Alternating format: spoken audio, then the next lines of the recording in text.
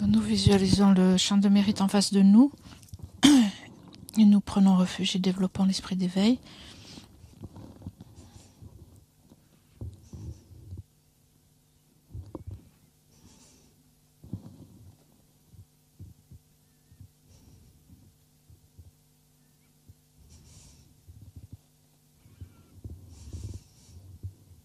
Donc on peut imaginer tous les Bouddhas, Bodhisattvas en face de nous. Jusqu'à l'éveil, je prends refuge en le Bouddha, le Dharma et la communauté suprême, la Sangha. Jusqu'à l'éveil, je prends refuge en le Bouddha, le Dharma et la communauté suprême, la Sangha. Jusqu'à l'éveil, je prends refuge en le Bouddha, le Dharma et la communauté suprême, la Sangha.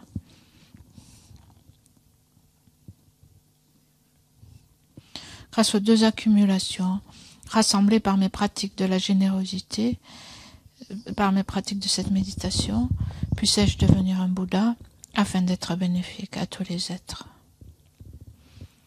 Grâce aux deux accumulations rassemblées par ma pratique de cette méditation, puissais-je devenir un Bouddha afin d'être bénéfique à tous les êtres. Grâce aux deux accumulations rassemblées par ma pratique de cette méditation, puissais-je devenir un Bouddha afin d'être bénéfique à tous les êtres.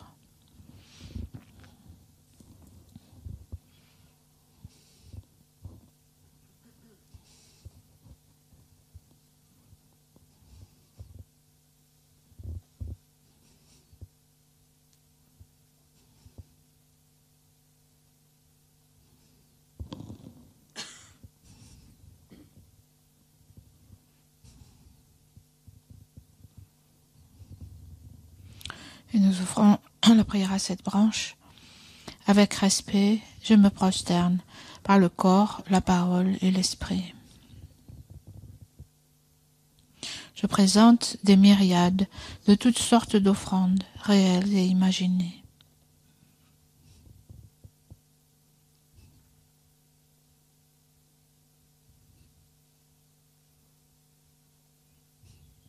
Je confesse toutes les actions négatives accumulées depuis des temps sans commencement.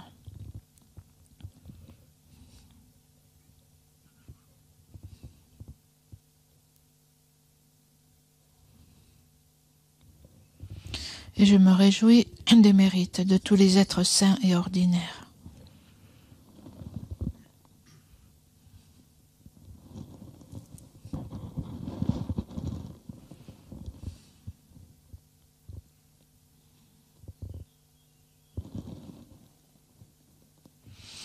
Ô maîtres et Bouddhas, demeurez, je vous prie, jusqu'à la fin du samsara et tournez la roue du Dharma pour les êtres.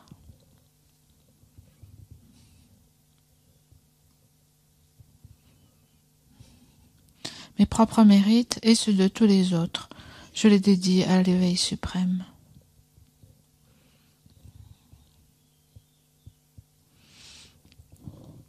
Cette terre ointe d'encens, jonchée de fleurs, ornée du mont Méru, des 4 continents, du soleil et de la lune, je la visualise comme un champ de Bouddha et l'offre.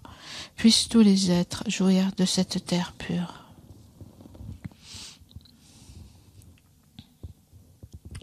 Je prends refuge et me prosterne devant le Maître et les 3 joyaux précieux.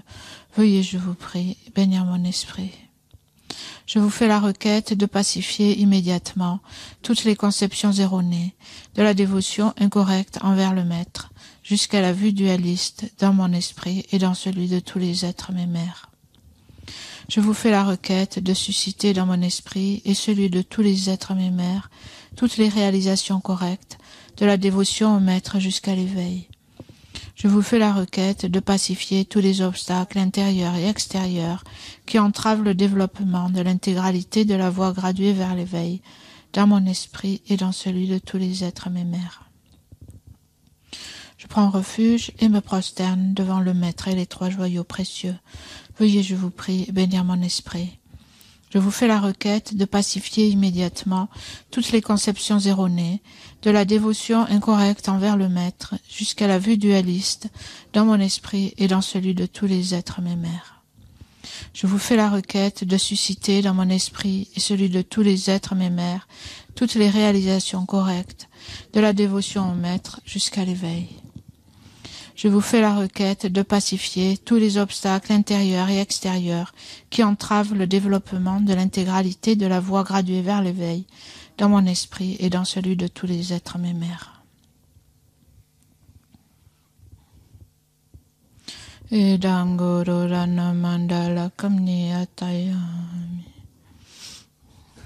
Précieux et glorieux Maître Racine, veuillez demeurer sur le lotus au-dessus de ma tête.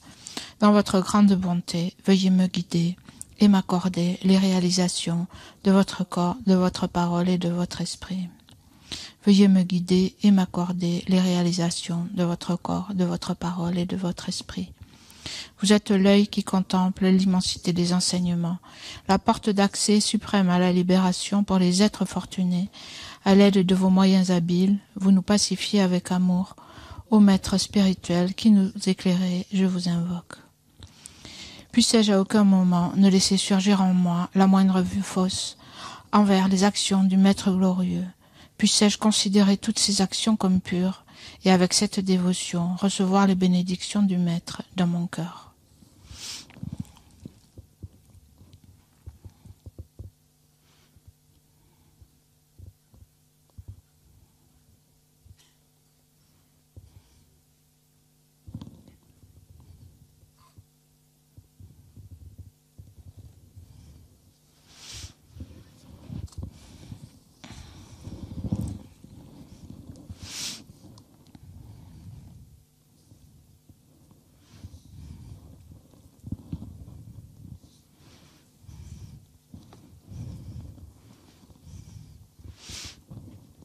Je pensais qu'on pourrait méditer aujourd'hui sur comment abandonner le découragement, qui est une forme de paresse. Donc pour développer la persévérance enthousiaste, d'abord il faut éliminer les facteurs contraires, ensuite développer les 4 forces. Donc je l'ai parlé ce matin, et donc éliminer les facteurs contraires, principalement la paresse, et donc les 3 types de paresse. Et parmi les 3 types de paresse, il y a celle qui consiste en fait à se décourager en se disant mais comment moi je pourrais réaliser tout ça? Comment puis-je devenir un Bouddha? Comment puis-je développer les activités des bodhisattvas et toutes ces qualités? Donc ce découragement vient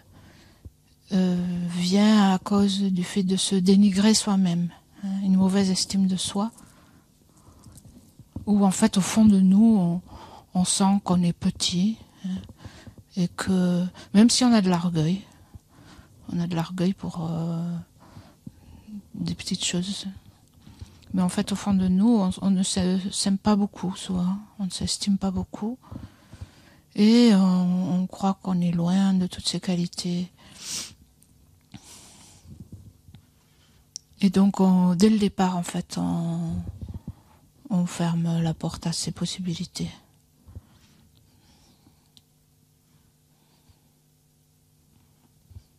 Essayez de voir si c'est le cas.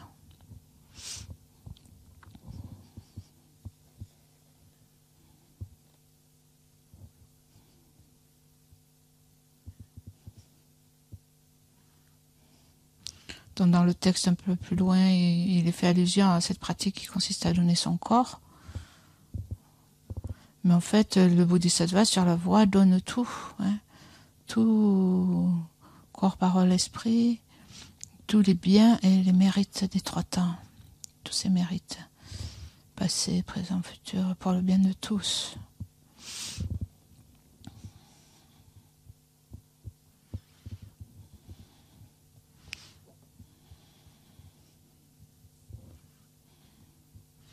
Et donc devant toutes ces perfections des bodhisattvas, il est possible qu'on se sente très petit et incapable.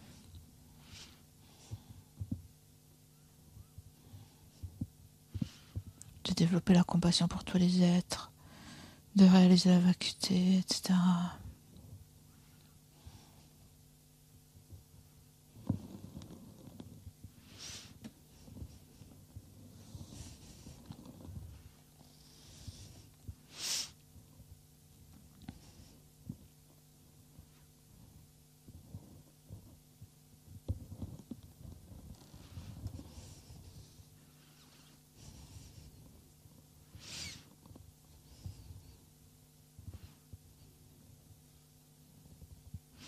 Et donc, il faut, pour devenir un Bouddha, accumuler des mérites pendant très longtemps. Et c'est une conduite très difficile à laquelle il faut s'adonner pendant des ères cosmiques. Et donc, il est dit dans le texte, je ne me découragerai pas en pensant comment pourrais-je atteindre l'éveil. Car le Bouddha, dont la parole est absolument vraie, a énoncé en fait cette vérité. Il a dit s'ils engendrent à la force de la persévérance, même les mouches, les moustiques, les vers, toutes les formes d'insectes, toutes les formes d'êtres en fait obtiendront l'insurpassable éveil difficile à atteindre. Donc tous les êtres ont le potentiel pour devenir éveillés, pour s'éveiller.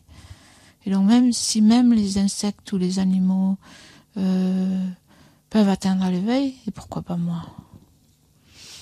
Moi qui suis né dans la famille humaine, qui connaît le bien du mal, si je ne rejette pas la conduite des bodhisattvas, pourquoi n'obtiendrai-je pas l'éveil?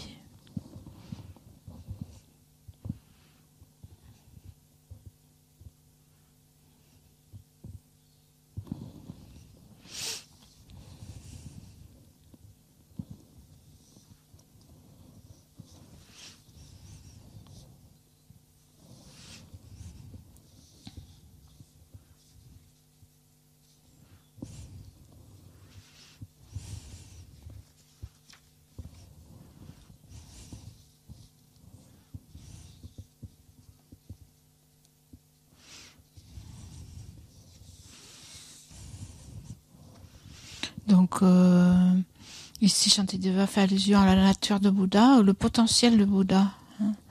Notre nature de Bouddha, chaque être a cet aspect, a cet esprit, cette nature.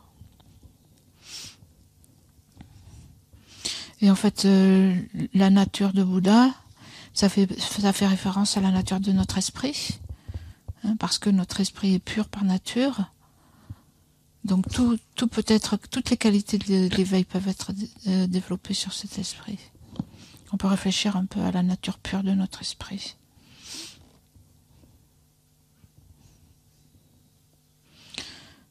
Donc ça fait référence à la nature conventionnelle.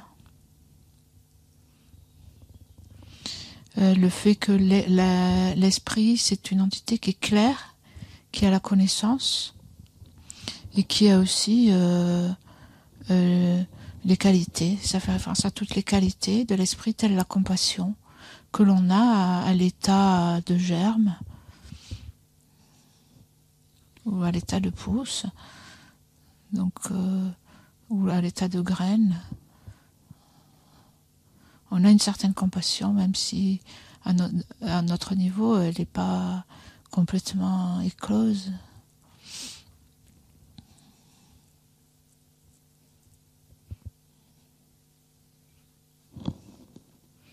Et donc tous ces états d'esprit peuvent être développés. Et donc petit à petit, en les développant, on peut atteindre toutes les qualités du Bouddha, il n'y a pas de raison. On peut déjà voir, la preuve, c'est que même pour soi-même, on peut voir, beaucoup d'entre vous, vous faites part de vos progrès, hein, même si c'est pas fulgurant. Ceux d'entre vous qui suivent les enseignements depuis un certain temps, hein, vous sentez que d'entendre les enseignements, hein, ce que vous faites, même si c'est pas énorme, a déjà un effet positif. Vous sentez moins de tumulte, moins de perturbations, vous connaissez plus d'état d'esprit positif ou paisible.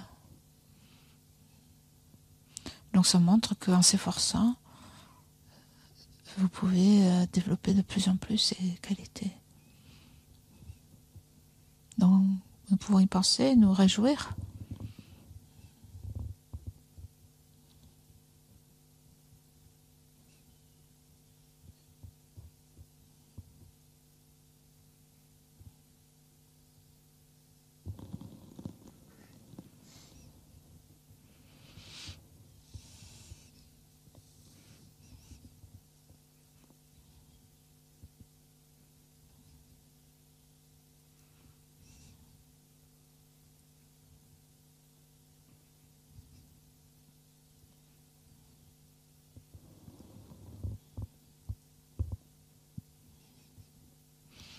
Donc le continuum sublime du Mahayana, un texte donc dit que nous ne sommes pas conscients du trésor de la nature de Bouddha, la véritable nature de notre esprit qui est enfouie sous une couverture d'ignorance et de perturbation mentale.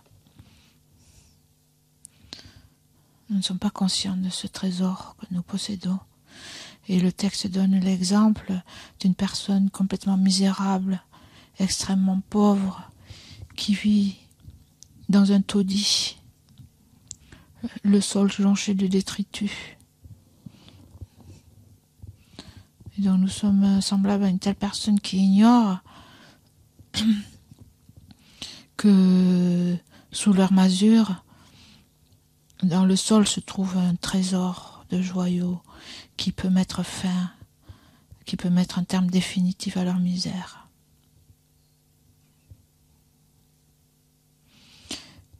Et donc si quelqu'un le leur disait, il pourrait éliminer toute la saleté qui cache ce trésor et tous leurs problèmes financiers seraient résolus. De la même manière, si l'enseignement, un maître nous révèle le potentiel que nous avons de notre esprit, ce trésor qui est en nous. Donc ce qui nous reste à faire, c'est de l'exhumer en éliminant toutes les couches de perturbation, d'agitation, d'ignorance qui recouvrent cet esprit pur.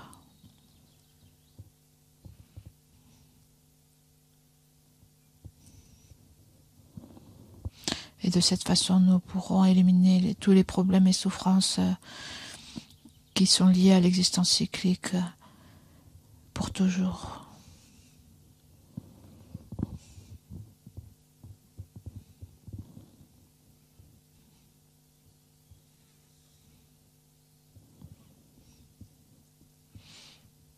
Donc cette nature de Bouddha est fait référence aussi, donc l'esprit, la nature conventionnelle et aussi la nature ultime de l'esprit.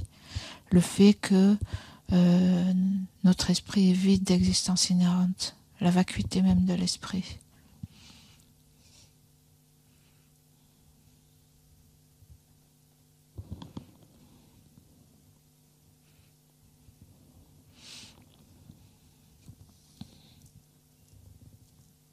Donc cette nature ultime de l'esprit ne peut pas être détruite, elle est toujours là.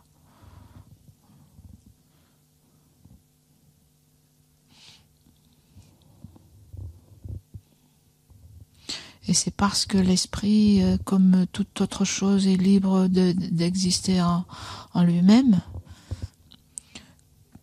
qu'il dépend de causes et de conditions et qu'il peut changer.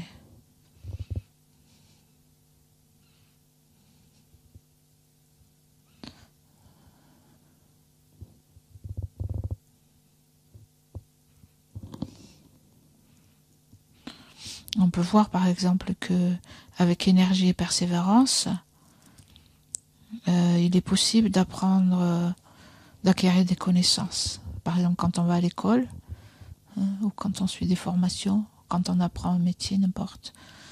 On voit qu'au début, on est ignorant. Petit à petit, on apprend beaucoup de choses.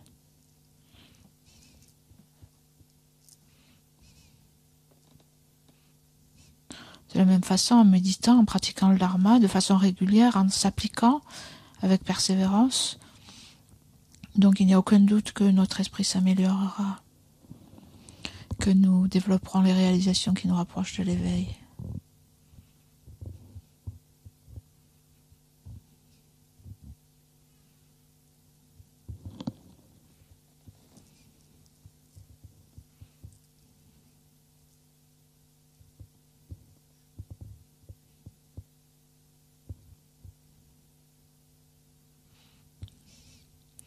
Et donc c'est bien quand on étudie aussi, quand on...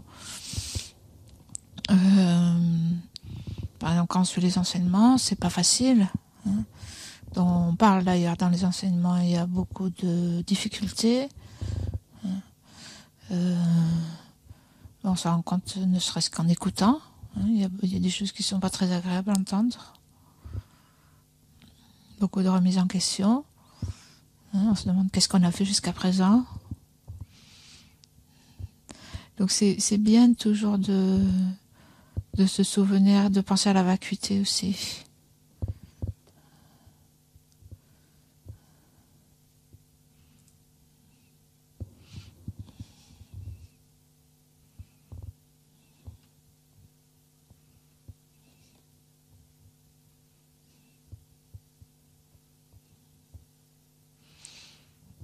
Ce qui veut dire que nos difficultés, nos souffrances, elles sont aussi vides, que nos fautes sont aussi vides.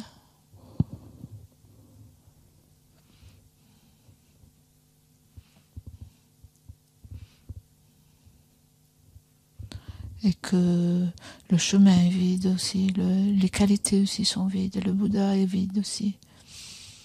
Bon, ce qui ne veut pas dire que tout ça n'existe pas. Tout ça existe, pas dans l'interdépendance. Et c'est parce que tout ça est vide qu'il est possible justement que les choses évoluent, que les choses changent, et qu'en appliquant les causes justes, nous obtenions les résultats désirés.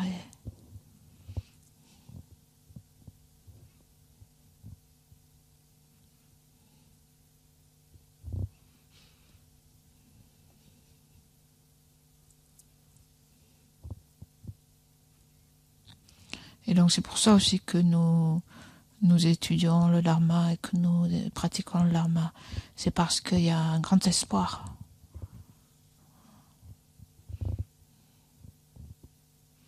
Parce que c'est complètement possible et c'est complètement logique.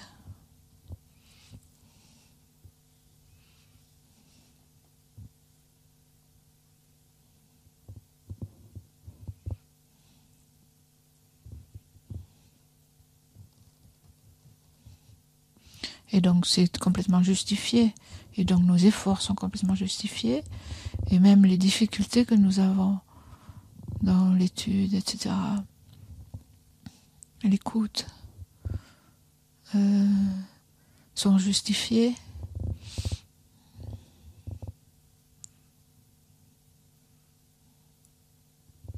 Et même la souffrance que nous avons de découvrir toutes nos fautes, en fait, toutes les fois où nous ne sommes pas à la hauteur, hein, le fait de découvrir ça, en fait, c'est complètement justifié, hein, par le fait que, en suivant la méthode qui est donnée, il est certain qu'on peut développer l'esprit et arriver à l'éveil. Donc, d'autant plus que dans l'état actuel des choses, nous avons cette précieuse renaissance humaine.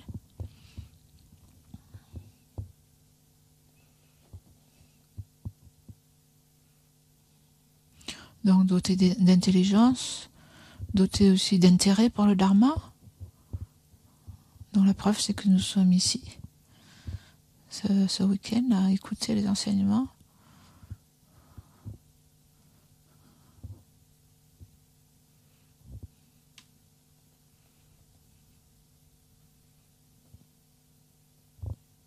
Donc ça montre tout ce dont nous sommes dotés. Hein.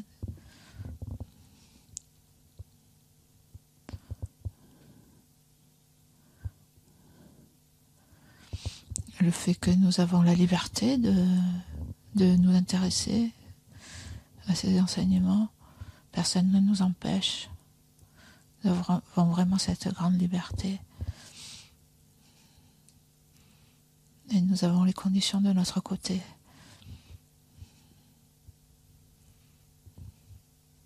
Donc c'est bien d'y penser, de se réjouir.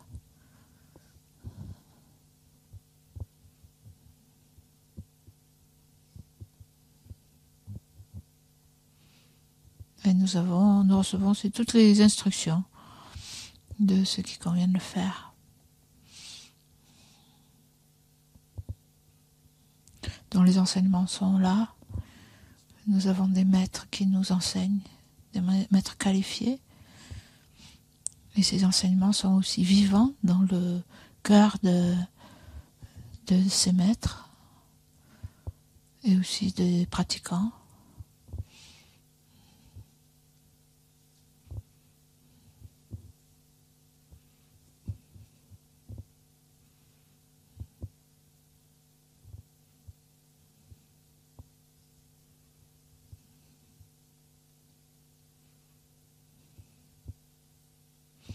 Et donc c'est bien de se rendre compte de tout ce qui nous reste à faire, mais c'est bien aussi de voir ce qu'on a entre nos mains et de voir le fait que nous avons tout ce qu'il faut en fait pour développer notre potentiel de Bouddha, notre nature de Bouddha.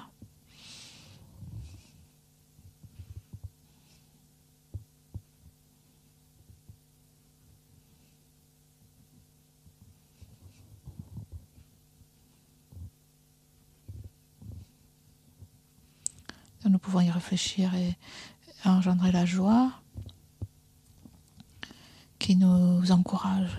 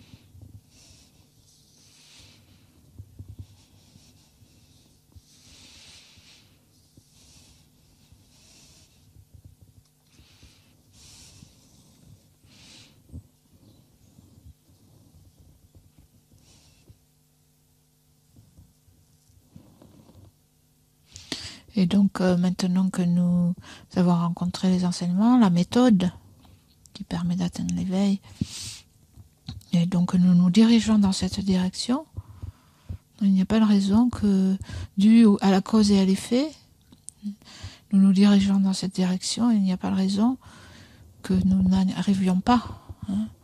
L'essentiel, c'est de voir, on a un choix à faire. Donc même si la pratique, en fait, entraîne des difficultés et des souffrances. En fait, si on compare les difficultés qui font partie de la pratique et les épreuves en fait que l'on doit traverser pour le dharma, et si on les compare aux souffrances qui nous attendent si on s'engage pas dans le dharma, donc le choix est vite fait.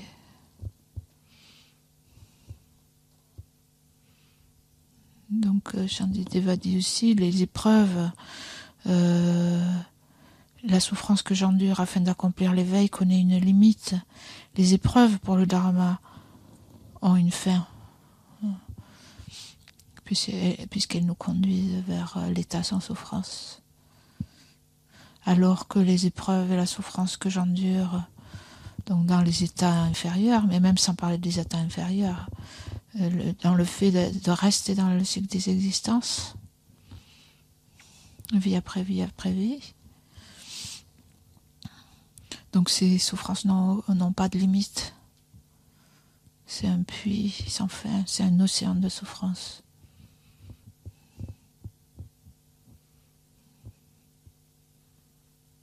Donc cela nous donne le courage de pouvoir affronter les épreuves de la pratique. Et donc c'est important de savoir aussi gérer son propre esprit, ne pas se laisser justement décourager, savoir aussi développer l'humilité,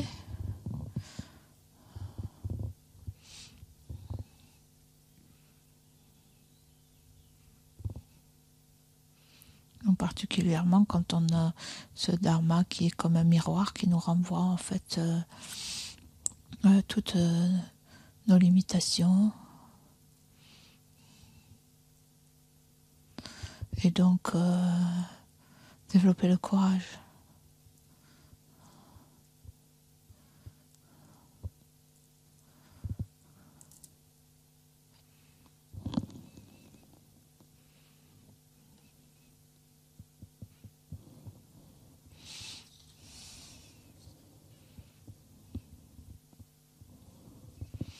Et donc, comme le dit aussi Shantideva, les héros à l'esprit d'éveil, les héros pour l'éveil, les bodhisattvas, en fait, ne souffrent pas.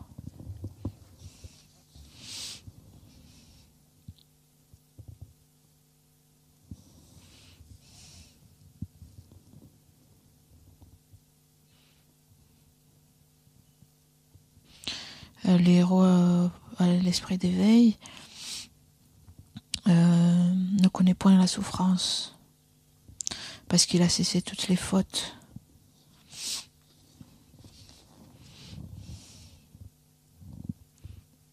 Donc les bodhisattvas en fait demeurent dans le cycle,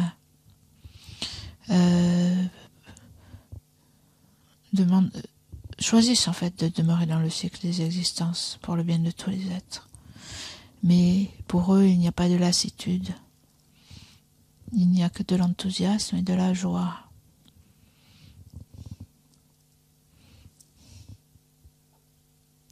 Parce qu'ils développent leur esprit.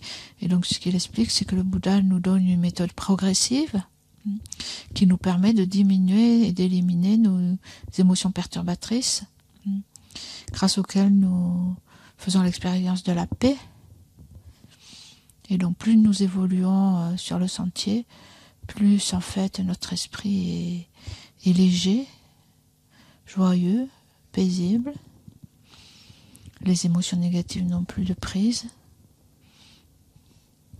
Et donc il n'y a pas de difficulté pour le bodhisattva de s'engager pour le bien de tous les êtres pendant très longtemps dans ce cycle.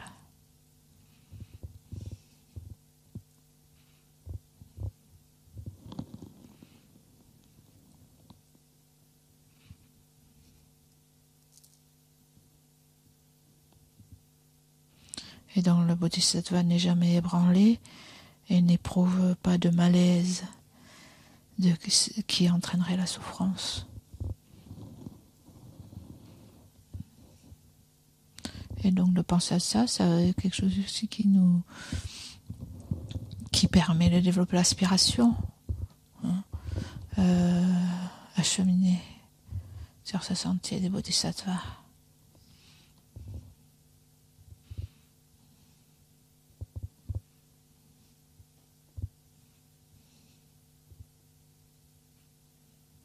Et donc nous pouvons conclure en prenant la détermination, chacun pour soi, d'utiliser cette précieuse renaissance humaine que nous avons pour cheminer, pour avancer sur le sentier.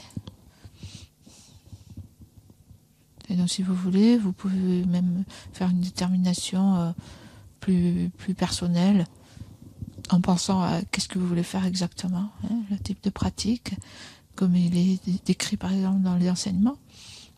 Mais s'il y a quelque chose de particulier que vous voulez faire, vous pouvez prendre ce temps pour vous concentrer un peu dessus.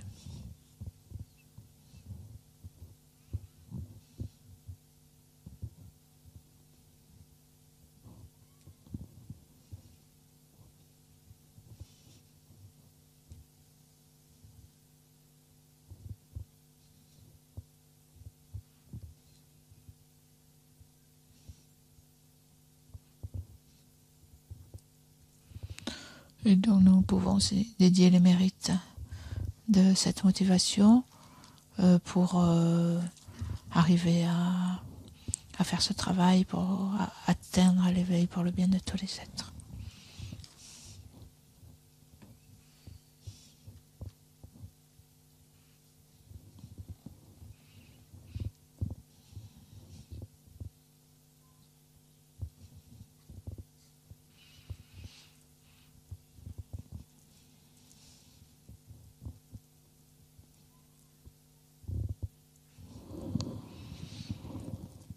Et avant d'aller manger, nous pouvons faire l'offrande de nourriture.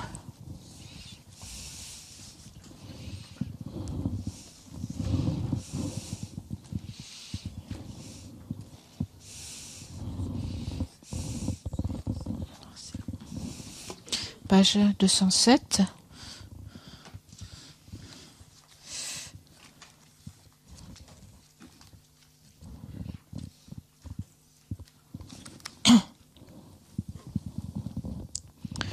Om Aho, Om Aho, Om Aho. Alama San Ye Lama Chete Che Lama Gendente Kongije Polama Tela Manamla Shepabu.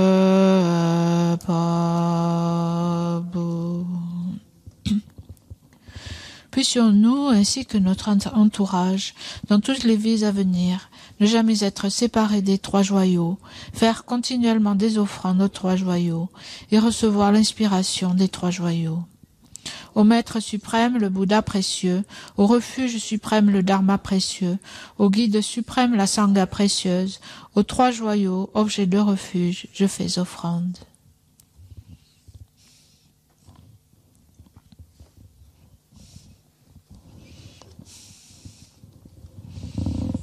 Merci à vous.